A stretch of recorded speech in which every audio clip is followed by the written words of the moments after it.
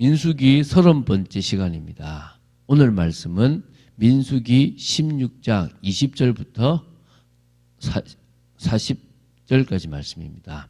38절부터 40절 말씀을 합독하고 민수기 16장 20절부터 40절 말씀까지를 보도록 하겠습니다. 그러면 민수기 16장 38절부터 40절 말씀을 한 목소리로 합독하도록 하겠습니다. 사람들은 범죄하여 그들의 생명을 스스로 해하였거니와 그들이 향로를 여호와 앞에 드렸으므로 그 향로가 거룩하게 되었나니 그 향로를 쳐서 제단을 쌓는 철판을 만들라 이스라엘 자손에게 표가 되리라 하신지라. 제사장 엘르아살이 불탄 자들이 드렸던 놋 향로를 가져다가 쳐서 제단을 쌓아서 이스라엘 자손의 기념물이 되게 하였으니 이는 아론 자손이 아닌 다른 사람은 여호와 앞에 분향하러 가까이 오지 못하게 함이며 또 고라와 그의 무리와 같이 되지 않게 하기 위함이라. 여호와께서 모세를 시켜 그에게 명령하신 대로 하였더라. 안타까운 일이 좀 벌어졌죠, 그죠? 이런 구약을 계속 보면 무서운 하나님, 벌 내리시는 하나님, 지금 내 삶에도 고난과 어려움을 주시는 하나님, 정말 상처 속에 하나님에 대한 어떤 그런 아픔 속에 있는 그런 사람들이 나오는데요. 쉽게 생각하면 하나님 잘 믿으면 복 받습니다. 영적으로도 복 받고 육신적으로도 복 받고. 그런데 내 뜻대로 살면 하나님이 벌 주는 게 아니라 하나님이 진노하시고 심판하시기도 하지만 내 뜻대로 살면 사단에게 속습니다. 또 그런데 여기서 지금 말하는 지금 그 징계는 하나님의 이름을 망령되이 한다든지 하나님의 영광을 훼손시킨다든지 하나님을 하나님으로 인정하지 않았기 때문에 오는 심각한 벌을 말합니다. 이런 부분에서 지금 하나님께서 진노하시고 있는 거거든요. 하나님은 공의의 하나님이시기 때문에 하나님의 일이나 하나님에 대한 모든 부분을 부정하거나 또 하나님의 능력을 또 이렇게 그거 하면서 이렇게 전체적인 분위기를 이상하게 만드는 그런 그러니까 진짜 율법에서 하지 말라고 하는 심각한 죄를 지은 사람들을 용서하지 않는 부분들이 있습니다. 지금 우리가 은혜의 시대에 살아가는 것은 참 감사하죠. 이때만 해도 바로 그냥 죽음으로 나타났던 것들이 지금은 우리에게 그런 시대가 아닌 것이 감사하고 예수 그리스도를 통해서 하나님 앞에 정말 은혜로 나아갈 수 있고 의롭게 나아갈 수 있는 게 감사한 거죠. 그런 관점에서 오늘 말씀을 좀 봤으면 좋겠습니다. 자, 먼저 우리 민수기 16장 20절부터 34절까지가 반역자들을 향한 하나님의 심판입니다. 지금 고라, 대표적인 게 다단, 아비람 이 세 명입니다. 그래서 고라와 다단과 아비람의 장막 사방에서 즉시 떠나라는 경고가 회중에서 내려졌습니다. 그 회중 내렸습니다. 그러니까 처음에는 하나님께서 모세와 아론에게 그냥 회중에서 너 떠나라고 얘기를 하셨습니다. 순식간에 그들을 멸하시고 다 없애시겠다고 한 거죠. 그때 이제 두 사람이 엎드렸어요. 하나님이여 모든 육체의 생명의 하나님이여 한 사람이 범죄하였거늘 온 회중에게 진노하시나이까. 어찌 보면 우리가 늘 이렇게 중보기도 하길 원하시겠죠. 그래서 하나님께서 뜻을 돌이키셔가지고 반역자들에게 심판하시기로 하셨죠. 그래서 하나님께서 고라와 다단과 아비람의 장막 사방에서 떠나라고 명령하셨습니다. 이렇게 하죠. 이 악인들의 장막에서 떠나고 그들의 물건은 아무것도 만지지 말라. 그들의 모든 죄 중에서 너희도 멸망할까 두려워하노라. 이게 지금 하나님은 지금 심판하실 건데 그 심판 자체가 두려운 거죠. 그 앞에서 살아남을 사람이 없지 않습니까? 온 회중은요 그 경고를 받아들여서 도망갔습니다. 근데 반역자들은 계속 맞다고 생각되는 자신들이 맞다고 생각되는 그 속에서 고집을 부리고 서 있었던 거죠. 그래서요 다단과 아비람은 그들의 처자와 유아들과 함께 나와서 장막 문 앞에 섰다는 겁니다. 만약에 이들이 이때 회개를 했다면 하나님은 어떻게 하셨을까? 저는 용서하셨다라고 믿습니다. 그들이 강팍해져서 하나님의 권위를 인정하지 않고 하나님 앞에 회개하지 않은 것이 결국은 더 그 죽음으로 간 거지. 어떤 의미에서 잘못했습니다라고 했다면 이 죽음의 벌까지는 가지 않았지 않았나 싶습니다. 자, 모세는 여호와의 이름으로 그들에게 엄숙한 선고를 내린 거죠. 뭐라 내립니까? 먼저 내가 지금 하는 이 행동이 하나님 앞에 정당하다는 것을 이야기합니다. 28절에 여호와께서 나를 보내사 이 모든 일을 행하게 하신 것이요 나로 임의로 함이 아닌 줄을 이 일로 말미암아 알리라. 저는 목회자가 늘 이랬던 생각됩니다. 여러분이 세상에서 이랬던 생각됩니다. 무슨 말이냐? 난 지금 하나님의 이름이다라고 하면서 내 거를 할 때가 있어요. 그 동기는 자신이 알아요. 지금 모세는 내가 진짜 하나님의 뜻을 하고 있는지 내 것을 하나님의 이름으로 하고 있는지 하나님이 알고 계시고 보여주실 것이라는 거예요. 제가 목회를 하고 여러분들이 인생을 살아가는데 하나님 되심이 하나님을 통해서 일하고 계심이 여러분과 저의 삶에 나타나야 된다고 믿습니다. 이제 나타나게 됩니다. 그래서 29절에는 모세가 그들이 죽을 것을 선포했습니다. 그런데 이 죽음이 일반적인 죽음이 아니라는 겁니다. 즉 모든 사람이 당하는 벌과 같은 그런 것이 아니라 특별한 죽음이라는 겁니다. 곧 이 사람들의 죽음이 모든 사람과 같고 그들이 당하는 벌이 모든 사람이 당하는 벌과 같으면 여호와께서 나를 보내심이 아니다.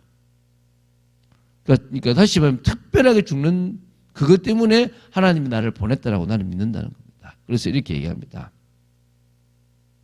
만일 여호와께서 새 일을 행하사 땅이 입을 열어 이 사람들과 그들의 모든 소유물을 삼켜 산채로 스올에 빠지게 하시면 이 사람들이 과연 여호와를 멸시한 것인 줄을 너희가 알리라.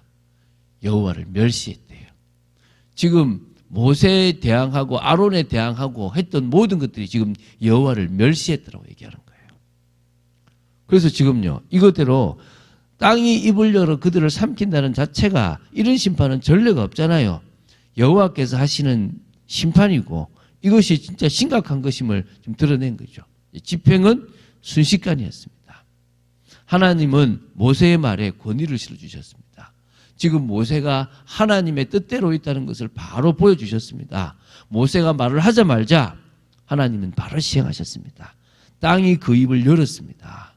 땅이 그 입을 열어 그들과 그들의 집과 고라에게 속한 모든 사람과 그들의 재물을 삼켰습니다. 그 위에 덮어버렸어요. 완전 딱 덮어버린 거예요. 안타까운 일이죠. 가족들까지예요. 가족들까지. 아무것도 모르는 자녀들까지도 이 죽음에 있었습니다. 이런 게 정말 안타까운 거죠. 그래서 지금 어찌 보면 많은 인권을 가진 사람들이나 그런 사람들이 뭐합니까? 가나안 땅이 멸했을 때 어떻게 하나님이 그 아이들까지 다 죽였냐 이런 식의 이야기를 합니다. 그래 참 어떻게 보면은 아무것도 모르는 그런 상황일 수 있는데 이미 각인뿌리 체질은 부모를 통해서 내려가는 겁니다. 역시 그 씨앗은요 남아서 결국은 또 하나님을 멸시하고 또 결국은 죄를 짓게 되어 있는 부분들이 있겠죠. 물론 하나님이 더 기회를 주실 수 있는 분이기도 한데요. 이때는 정말 모범되는 부분 때문에 보여주신 것도 있지 않겠습니까?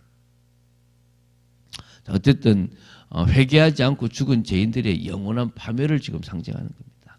그래서 이스라엘에게 심판의 경보가 올려졌습니다. 그 주위에 있는 온 이스라엘이 그들의 부르짖음을 듣고 도망하여 땅이 우리도 삼킬까 두려워. 그때서야 죽어갈까 이제 부르짖은 겁니다. 얼마나 충격이었겠습니까? 같이 지내고 이웃이었던 그들이 갑자기 탁 삼켜짐 당함을 통해서 정말 하나님 앞에 의로운 사람으로 서야 되겠구나라는 결국 여러분 믿음 아니고서는 답이 없는 거죠. 자, 이제 두 번째입니다. 이제 뭐냐면 35절부터 40절은 분양의 이런 그런 제한, 분양하는 데 있어서 향로를 가지고 오는 사람들이 제한되는 부분에 대한 얘기를 합니다. 이제 회막문으로 다시 이제 돌아보았습니다. 거기에 지금 제사장을 사칭하여 자기들의 손에 향로를 들고 분향을 채비하고 있는 자들이 남아있는 거예요. 그게 이제 고라 자손입니다. 이때 한 250명이 사실 죽어요. 자, 분향단을 들고 있는 자들에게도 진노가 임했습니다. 다단과 아비람을 삼키려고 그들이 지내서 이렇게 땅이 열렸던 바로 그때에 여호와께로부터 불이 나와서 분향하는 250명을 불살라 버렸던 겁니다. 아론은 그대로 살아남았죠. 이 일은요, 전에도 있었던 일이죠. 나답과 아비후가 잘못된 불을 가지고 와서 그 불에 다 죽었잖아요. 그래서 하나님은 소멸하는 불이라는 그런 의미로 드러나기도 했습니다. 자, 그들은 악하여 다 불에 다 죽었지만 그 향로는 거룩하기 때문에 그 불을 다른 곳에 쏟고 나서 하나님께서는 이 모세에게 이 향로를 철판으로 만들어서 제단을 쌓게 하셨습니다. 그 일을 엘르아살이 담당해서 시행했는데요. 이게 뭐냐면 하나님의 권위에 반역하지 말고 하나님의 권위를 인정하라는 부분에서 시행됐어요. 그래서 그 향로에 철판으로 제단을 쌓은 것을 보면서 이스라엘 백성들은 아론 자손이 아닌 다른 사람은 여호와 앞에 분향하러 가까이 가면 안 되었다. 그래서 이스라엘 자손들이 고라와 그의 무리와 같이 벌을 받지 않도록 하시기 위해서 이런 명령을 내리고 보여주신 거죠. 지금은 제사장 지파가 있어야 되는 게 아닙니다. 지금은 우리가 제사장이 되었습니다. 누구나 다 만인 제사장입니다. 성도는 예수님을 믿은 성도는 누구나 다 하나님 앞에 나아갈 수 있고 그 향로의 불을 가지고 갈 수 있는 존재가 되었습니다. 그게 구약과 신약의 차이입니다. 구약에는 정해진 그 율례대로 가야 됩니다. 왜입니까?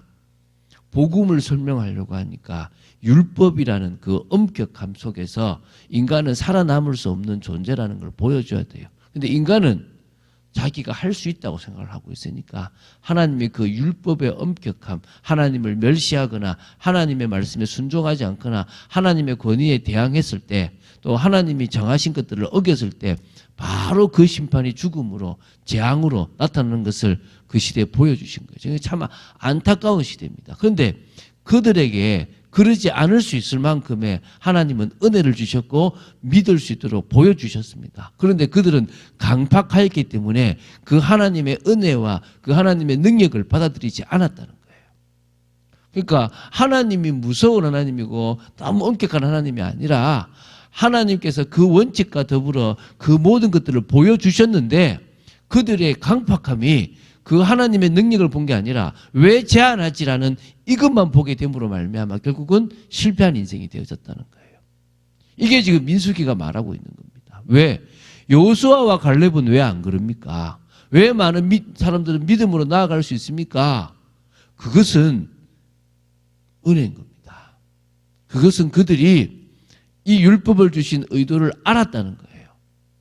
하나님께서 보여주신 그 능력을 통하여 그 은혜를 통하여 진정으로 감사가 회복되었다는 거예요. 그래서요, 우리는 그 은혜 속에서 순종하고 따라감으로 말미암아 열매를 맺는 거예요. 그 열매가 하나님이 기뻐하시는 열매입니다. 그 열매가 우리가 제자로 인정받는 열매라는 거예요. 우리는 인생을 통해서 구원이라는 열매와 우리는 인생에서 하나님께 영광 돌릴 그런 인생의 열매를 맺어가는 겁니다. 그 축복을 사실적으로 누리며 오늘도 한 걸음 한 걸음 하나님의 뜻을 이루는 여러분 되시기를 주 예수 그리스도 이름으로 축원드립니다. 주는 그리스도시요 살아계신 하나님의 아들이심을 고백합니다.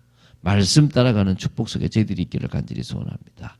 믿음으로 서 있기를 원합니다. 아버지 하나님, 저희들에게 이 귀한 시간을 허락하셔서 믿음의 걸음을 늘 걸어갈 수 있도록 지켜주심을 감사합니다. 하나님께서 저희들에게 보여주셨던 그 믿음, 그 능력과 그 모든 은혜들을 저희들이 사실적으로 믿는 믿음이 있도록 지켜주시고 또한 저희들이 정말 그 율법의 그 엄격함 속에서 은혜를 받고 구원함을 받고 믿음으로 말미암아 그 율법이 완성된 것도 볼 수 있는 축복이 있도록 지켜주시고 그 믿음으로 열매 맺는 축복의 삶이 되어지도록 지켜주시옵소서. 오늘도 주님이 원하시는 삶을 살아갑니다. 주 예수 그리스도 이름으로 기도드립니다. 아멘.